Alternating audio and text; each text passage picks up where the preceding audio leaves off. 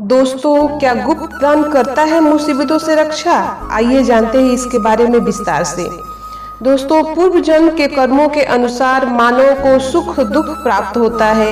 व्यक्ति जो भी कर्म आज करता है उसका प्रतिफल भविष्य में उसे मिलता है। जो आप देंगे वही आप पाएंगे। यह अखिल ब्रह्मांड का नियम है। इसलिए सभी धर्मों में दान द्वारा दुख निवारण का विधान बताया गया है। आध्यात्मिक दृष्टिकोण से देखा जाए तो दान का अभिप्राय है देना और फिर पाना। जो भी आपने पिछले जन्म में दिया उसका फल आप इस जन्म में भोग रहे हैं। धर्मशास्त्रों की माने तो आपके पास जो भी है वह आपकी बुद्धि की वजह से नहीं बल्कि आपके पुण्य की वजह से है। दान करने से ग्रह पीड़ा एवं दुखों का निवारण होने के साथ असीम पुण्य प्राप्त होता है। कल्प वृक्ष के समान मनोकामनाएं पूरी करता है गुप्त दान। दान अनेक प्रकार से किया जाता है। गुप्त दान एक ऐसा दान है जो कल्प वृक्ष के समान मनुष्य की मनोकामनाएं पूर्ण करता है तथा दीवार की भांति मुसीबतों से रक्षा करता है। वेदों के अनुसार दान इस प्रकार से किया जाना चाहिए कि एक हाथ से दान किया जाए तो दूसरे हाथ को पता भी न चले।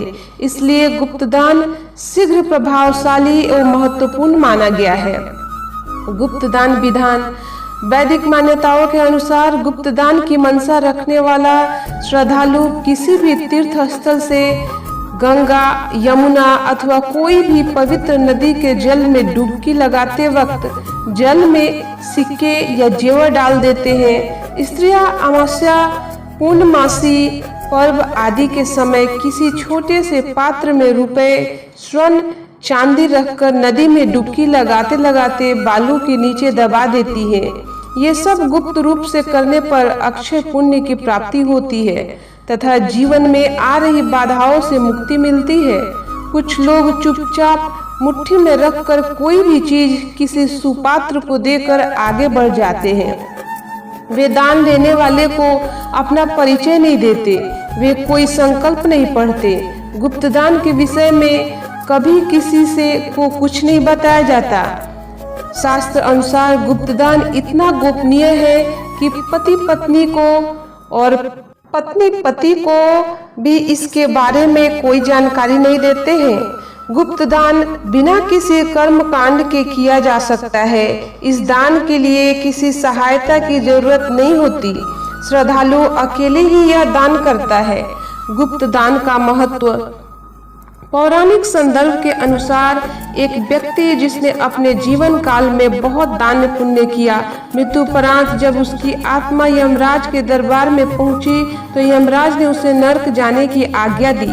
उस व्यक्ति की आत्मा ने यमराज से निवेदन किया कि मैंने तो पृथ्वी पर रहकर अनेक धार्मिक कार्य किए हैं, असीमित दान किया है, अनेक मंदिर, धर्मशालाएं, विद्यालय आदि बनवाए हैं, अनेक यज्ञ अनुष्ठान किए हैं, निर्धनों को कंबल बांटे हैं तथा अनेकों बार लंगर आदि की व्यवस्था की है, फिर भी मुझे नरक में क्यों भेजा जा रहा है?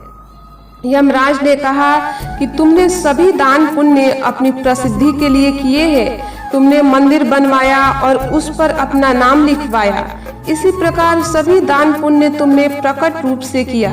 तुमने कभी भी निस्वार्थ भाव से गुप्त दान नहीं किया, अतः तुम्हें नरक भोगना ही पड़ेगा। इसलिए बड़े बुजुर्ग कहते हैं कि दान जब भी किया जाए सबको दिखाकर प्रचार प्रसार करके कभी नहीं करना चाहिए। इस प्रकार से किया गया दान का पुण्य फल शून्य होता है। प्रकट रूप से जो दान किया जाता है उसकी तुलना में गुप्त दान अनंत गुना फलदायी होता है। गुप्त दान मोक्ष का दाता।